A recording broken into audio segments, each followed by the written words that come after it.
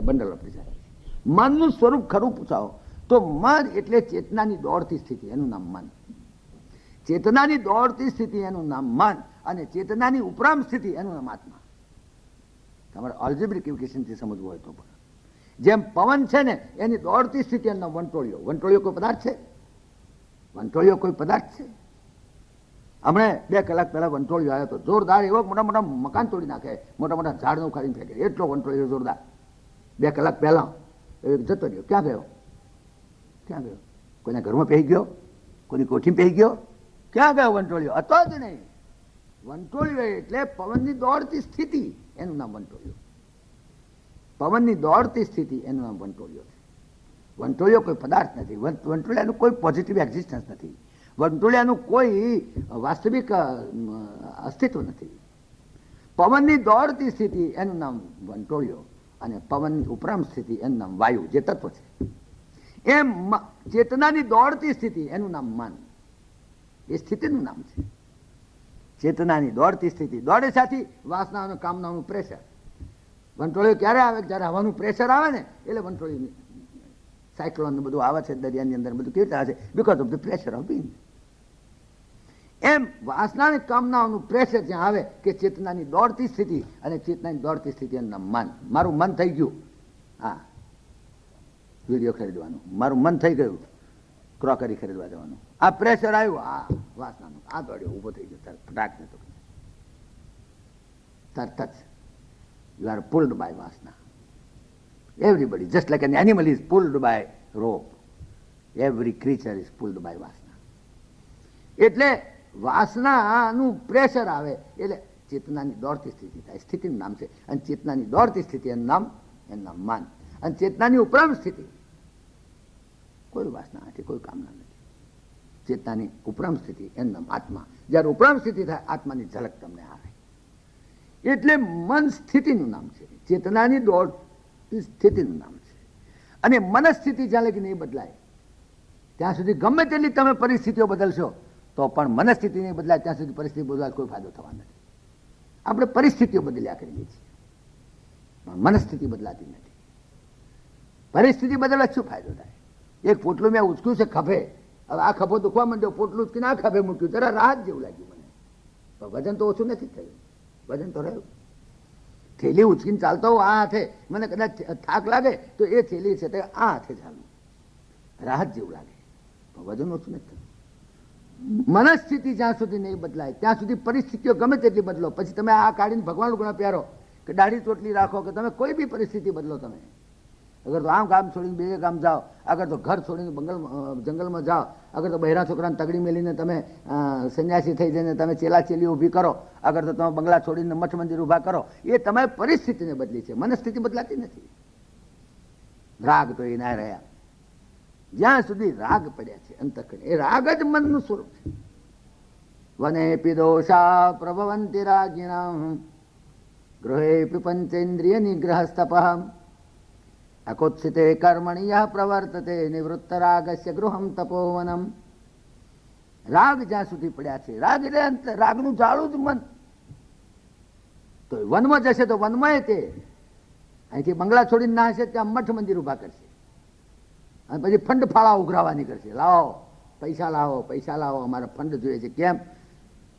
અમારે મઠ મંદિર ઊભા કરવા છે. ફંડ ત્યાં બંધ, મઠ ત્યાં લઠ.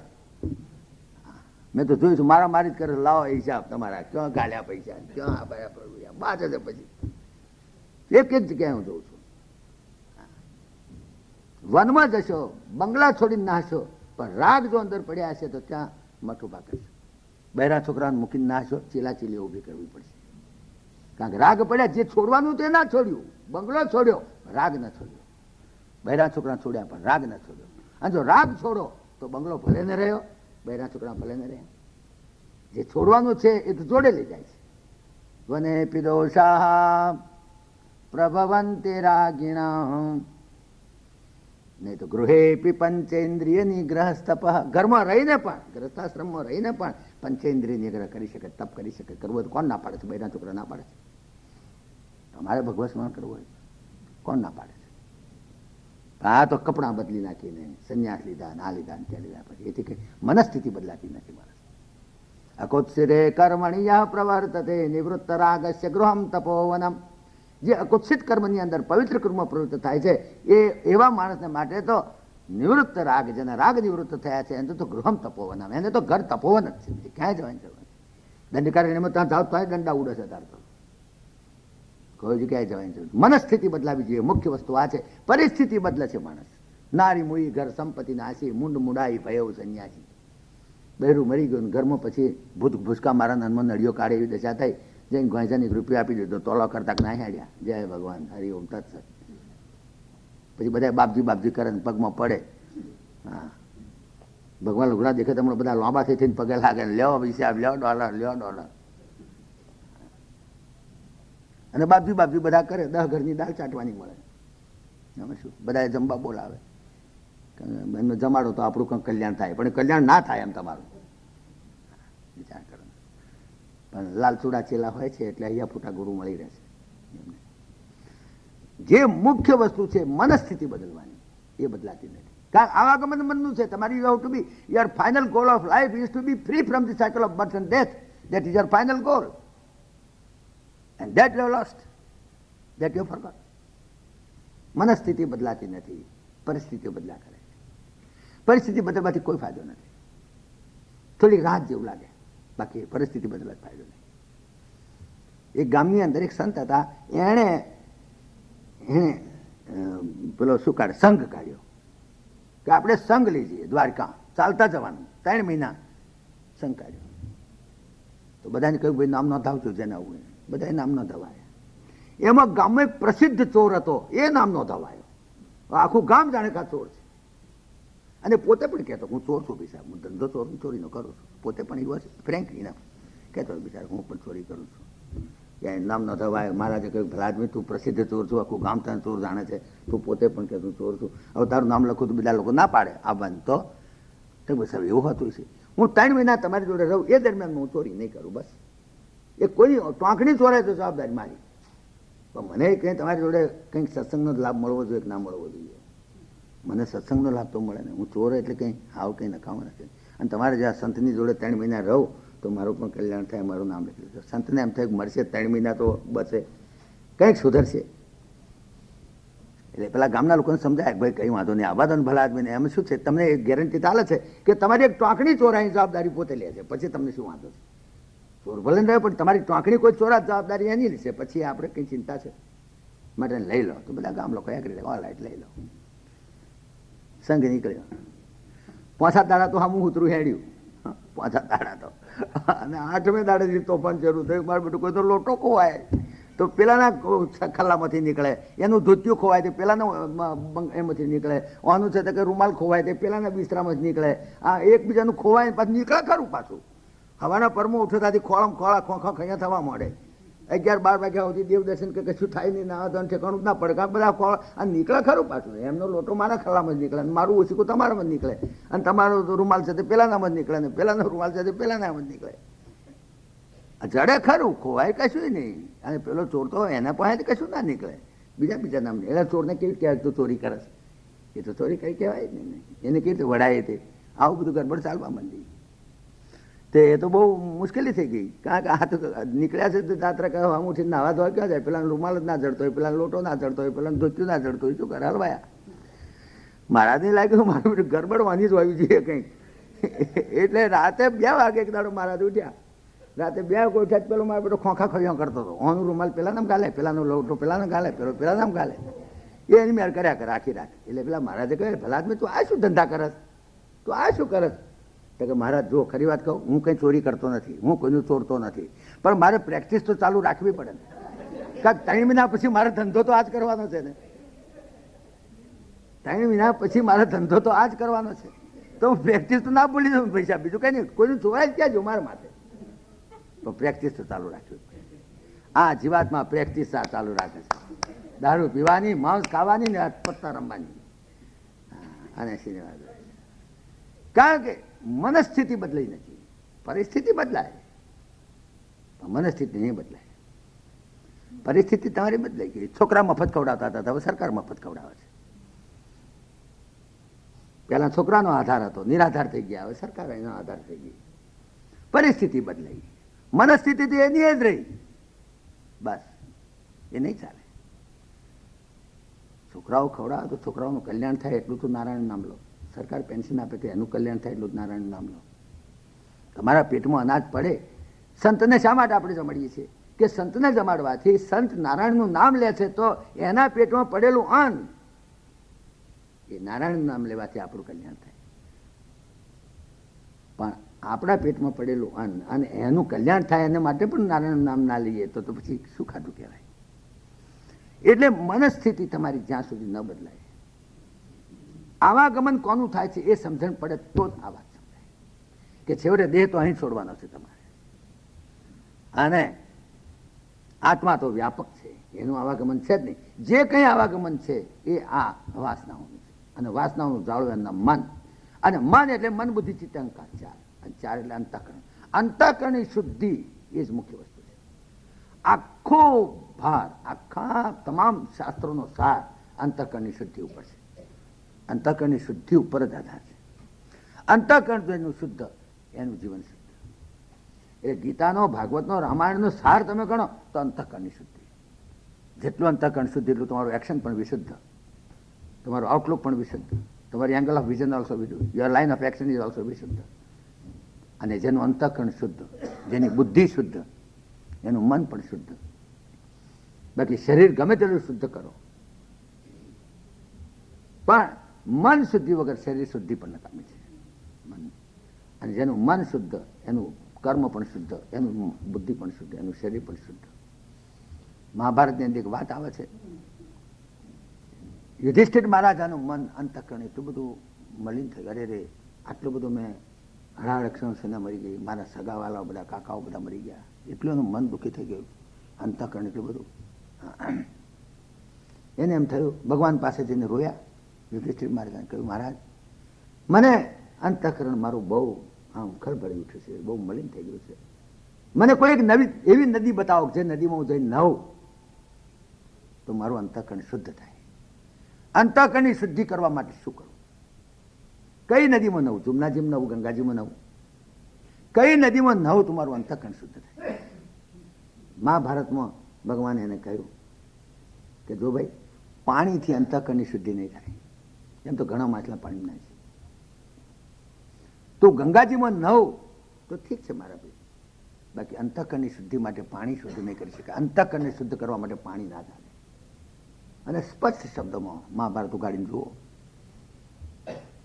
ભગવાન શ્રી કૃષ્ણે કહ્યું, ન વારિણા શુદ્ધતિ ચાંતરાત્મા, વારિણા અંતરાત્મા ન શુદ્ધ. પાણીથી અંતરાત્મા શુદ્ધ નહીં થાય. અંતઃકરણની શુદ્ધિ પાણીથી નહીં, દેહની શુદ્ધિ થાય. દેહની શુદ્ધિ પાણીથી થાય, H2O, 2 ભાગ હાઇડ્રોજન 1 ભાગ ઓક્સિજન. બાકી અંતઃકરણની શુદ્ધિ પાણીથી નહીં થાય. ન વારિણા શુદ્ધતિ ચાંતરાત્મા. તો યુધિષ્ઠિર કહ્યું, મહારાજ પણ તો પછી કોઈ એક એવી નદી બતાવો કે જે નદીમાં નવ કે જે અમારો અંતઃકરણ શુદ્ધ થાય. તો કે હું તને એક નદી બતાવું, એ નદીમાં તું સ્નાન કર, અને એ નદીમાં તું સ્નાન કરીશ તો તારું અંતઃકરણ શુદ્ધ થશે. કે મહારાજ બતાવો ને નદી. ભગવાન એ નદી બતાવે છે.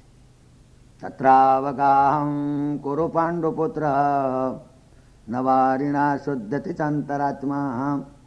તત્રાવગાહમ કુરુ પાંડુ પુત્ર, એ યુધિષ્ઠિર તું એ નદીમાં સ્નાન કર, હું બતાવું એ નદીમાં સ્નાન કર. તત્રાવગાહમ કુરુ પાંડુ પુત્ર નવારિણા શુદ્ધતિ ચાંતરાત્મા. પાણી અંતઃકરણની શુદ્ધિ નહીં થાય, હું બતાવું એ નદીમાં તું ના. યુધિષ્ઠિર કહ્યું, મહારાજ બતાવો એ નદી, મારે એ નદીમાં જઈને સ્નાન કરવું.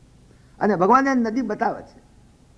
આત્મા નદી સંયમતોય પૂર્ણા સત્યાવહમ શીલ તટાદયોર્મિ તત્રાવગાહમ કુરુ પાંડુ પુત્ર નવારિણા શુદ્ધતિ ચાંતરાત્મા. કે છે કે આ નદી જે છે એ આત્મા એટલે કે જીવનની નદી છે. This life is a flowing river. આ જીવન જ એક નદી છે, જે વહેતી નદી છે. Life is real, life is earnest, and the grave is not its goal. Dust thou art, to dust returneth, was not spoken of the soul. એ આત્માને માટે નથી કહ્યું, એ શરીરને માટે કહ્યું છે. તું મિટ્ટી મેં સાયા, મિટ્ટી મેં મિલ જાના હૈ. આત્મા જે જીવન છે એક નદી છે. આત્મા નદી, અને નદી પાછી ખાલી નથી, નરી રેત નથી ઉડતી, હાડિયા નથી ઉડતા. આત્મા નદી સંયમ તોય પૂર્ણા, સંયમથી ભરેલી, સંયમના પાણીથી ભરેલી નદી જોઈએ. નદી શુષ્ક ના ચાલે, જીવન શુષ્ક ના ચાલે. શુષ્ક જીવનમાં નહીં, નકામું છે. આત્મા જીવનની નદી અને સંયમના પાણીથી ભરપૂર ભરેલી, ઓવર ફ્લડેડ વિથ વોટર, ફિનાન્સ, સંયમના પાણીથી ભરેલી નદી જોઈએ. આત્મા નદી સંયમ તોય પૂર્ણ. અને સત્યાવહમ, એમાં સત્યનું વેણ જોઈએ, અસત્યનું વેણ ના ચાલે. વેણ જોઈએ. નદી સ્ટેગ્નન્ટ ના હોવી જોઈએ. Life should not be stagnant, because stagnant water gives bad smell. જે સ્ટેગ્નન્ટ થઈ જાય પાણી, એ સમુદ્રને નહીં મળી શકે. જીવન વહેતું હોય તો પરમાત્માને મળી શકે, બાકી જે નદી અટકી ગઈ, સ્ટેગ્નન્ટ થઈ ગઈ, એ સમુદ્રને કેવી રીતે મળવાની છે? તળાવ કોદાળ સમુદ્રને નહીં મળે, કારણ કે સ્ટેગ્નન્ટ વોટર છે. એ તો વહેતી નદી હોય તો સમુદ્રને મળે, જીવન વહેતું હોય તો પરમાત્માને મળે, નથી છે નહીં મળે. પરમાત્માને મળવા માટે જીવનની નદી વહેતી હોવી જોઈએ, તમારું જીવન વહેતું હોવું જોઈએ, અને તે સંયમના પાણીથી ભરેલું હોવું જોઈએ, ભરપૂર. રેત ઉડતી હોય ના ચાલે. આત્મા નદી સંયમ તોય પૂર્ણ. અને એમાં સત્યાવહમ, અને એમાં સત્યનું વેણ હોવું જોઈએ. અસત્યનું વેણ ના ચાલે. જૂઠું બોલે, મારી પાસે પૈસો નથી, નિરાધાર થઈ ગયો છું, ગરીબ થઈ ગયો છું, હવે મને ખાવાનું આપો. જૂઠું નહીં બોલવાનું. તમારી પાસે સંપત્તિ છે, શું કરવા, તમે ક્યાં ગઈ? ના ચાલે. સત્યનું વેણ હોવું જોઈએ. સત્યાવહમ શીલ તટાહ, અને નદીની બે ભેખડો હોવી જોઈએ, ચારિત્રની ભેખડો. ચારિત્રની ભેખડો ના હોય ને તો સંયમનું પાણી ઢોળાઈ જાય. આજે જો સમાજમાં ચારિત્રની ભેખડો તૂટી ગઈ છે, એટલે સંયમનું પાણી બધું વેરાઈ ગયું છે. સંયમ છે જ નહીં. આત્મા નદી, જીવન એક વહેતી નદી, સંયમના પાણીથી ભરેલી, એમાં સત્યનું વહેતું પાણી, સત્યનું વેણ, અને એના ભેખડો ચારિત્રની. ચારિત્રની ભેખડ તૂટી ગઈ સમાજની. સંયમનું પાણી કદાપી ટકે નહીં, વેરાઈ જાય. આત્મા નદી સંયમ તોય પૂર્ણા.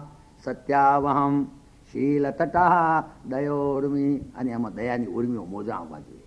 પાણી ઉછળતું દોડવું જોઈએ. પાણી દોડે, ઉછળે. શીલ તટા દયોર્મી. આ નદી જીવનની નદી, river of life, flowing river of life, with full of water, સંયમનું પાણી, અને એની અંદર સત્યનું વહેણ, સ્ટેગ્નન્ટ નહીં, ફ્લોઈંગ રિવર, અને એની અંદર સંયમની ભેખડો, એની અંદર ચારિત્ર્યની ભેખડો અને દયાની ઉર્મીઓ. આ જાતની જે નદી હું તને બતાવું છું, આત્મા નદી સંયમ તોય પૂર્ણા. સત્યાવહમ શીલ તટા દયોર્મી તત્રાવગાહમ કરો પાંડુપુત્ર. યુધિષ્ઠિર, એ નદીમાં તું સ્નાન કર. નવારિણા શુદ્ધથી ચાંતરાત્મા. પાણીથી અંતકરણ શુદ્ધ નહીં થાય. અંતકરણની શુદ્ધિ એ મુખ્ય વસ્તુ છે. રામાયણ વાંચો, ગીતા વાંચો, ભાગવત વાંચો, ઉપનિષદો વાંચો, કોન્સ્ટિટ્યુટ કૂટો, આખી જિંદગી ગમે તે કરો, પણ અંતકરણની શુદ્ધિ છે આ બધું નકામું છે. That is the most important. આખી આપણી ફિલોસોફીની આખી મજૂરી, રામાયણની, ગીતા, ભાગવતની મજૂરી આ છે, અંતકરણની શુદ્ધિ. નો ક્રુકેડનેસ, અંતકરણની શુદ્ધિ. જૂઠું બોલવાનું નહીં, ક્રુકેડનેસ નહીં, બસ એ જ અંતકરણની શુદ્ધિ છે. અને એ અંતકરણનું આગમન થાય છે. અને અંતકરણ જો ટ્રાન્સપરન્ટ થઈ જાય, વિધાઉટ કોઈ પણ જાતની વાસના કામના વગર, તો he is free from the cycle of birth and death. એટલે મૃત્યુના મહાત્મા સંબંધિત 3 દિવસ આપણે જે વાત ચલાવી, એની અંદર ઘણી ઘણી વાતો કહી દીધી. આખી મૃત્યુનું મહાત્મ્ય શું છે, મૃત્યુનું મહાત્મ્ય પણ એક જાણવું જોઈએ માણસ. કારણ કે નાવ વ્યારો એટ ધી એન્ડ. આમાં બધા, તમે હું બધાય મોતા કોમ ટંટેલ લબડે જ બેઠા છીએ. ક્યારે ગોથું વાગે એ નક્કી નહીં. આવતી સાલ હું અવતાર કદાચ તમે તમારામાંથી ઘણા ના આવે, કદાચ હું જ ના આવું, એવું જ બને શું. એટલે we don't know we'll meet or not, but એની હવે અહીંયા આગળ જે પ્રવચનો ચાલે છે થિયરી ઓફ કર્મ ઉપર, એમાં તમે આવતા હશો કે નહીં આવતા મને ખબર નથી, પણ જે બની શકે એટલું, બને એટલો ટાઈમ હવે ઈશ્વર ભક્તિમાં જ કાઢો. નાઉ ડોન્ટ વેસ્ટ યોર ટાઈમ. પ્રત્યેક શ્વાસ કિંમતી છે. કબીર જ્યારે ગયા ત્યારે એમના શિષ્યોએ કહ્યું કે મહારાજ, હવે અંતિમ ઉપદેશ કહેતા હતા, અને કબીરે કહ્યું, કહત હું કહ જાત હું કહું બજાવી ઢોલ. હું કહું છું, કહેતો જાઉં છું, ઢોલ બગાડીને કહું છું. कहत हूँ कह जात हूँ कहूँ बजावी ढोल. श्वासा खाली जात है 3 लोक को मोल. તમારો એક શ્વાસ ખાલી જાય છે 3 લોકના મૂલ્ય બરાબર છે. 3 લોકનું મૂલ્ય કેટલું થાય? એક લિસ્ટરના આટલા મકાનોનું મૂલ્ય કેટલું થાય? કે લંડનના આટલા બધા મકાનનું મૂલ્ય કેટલું થાય? તો ત્રણેય લોકના મૂલ્ય જેટલું એક એક શ્વાસની કિંમત છે. આ હું તમને છેલ્લું કહેતો જાઉં છું. હવે now we are at the end now. હવે કૂવાના આગળ ઊભા છે. મોતના કૂવામાં ત્રણ લબડાઈને બેઠા છો. હવે કોઈ પણ ટાઈમ બગડ્યા વગર નારાયણનું નામ અંતિમ શ્વાસ, પ્રત્યેક શ્વાસ અંતિમ શ્વાસ છે માની લેવાનો. This is the only thing that we have to now remember. બાકી દુનિયાની બધી વાતો હવે બહુ જાણવાની જરૂર નથી. રેગનને જે કરવું એ કરે ને, રાજીવ ગાંધીને જે કરવું એ કરે ને, પડે ખાડામને તો મુઆ મરે. તમારે હવે શું લેવા દેવા? કાંઈ લેવા દેવા નથી. સર્વેત્ર સુખિનઃ સંતો, સર્વે સંતો નિરામયા, સર્વે ભદ્રાણિ પશ્યન્તો મા કશ્ચિદ દુઃખમાપ્નુયાત. ઓમ શાંતિ શાંતિ.